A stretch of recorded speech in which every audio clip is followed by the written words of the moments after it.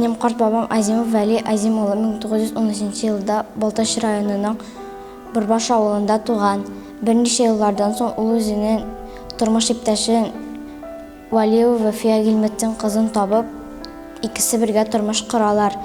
Аларның 3 балалары дөньяга килә. Кызлары Галия, уллары Муллагали һәм Сайфулгани.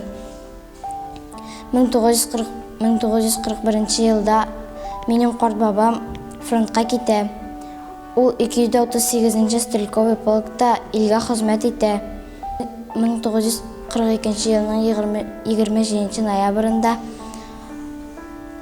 сугыш чорының иң кызу вакытында ул вафат була. Азимов Вәли Азим улы Калининский областьта Нелидовский районының Яблонька авылында җирләнгән. Мин үземнең карт бабам белән бик горурланам. Мин аңа хәзер күреп рәхмәт әйтер идем. Бөтен безнең илдә сугышлар булмасын.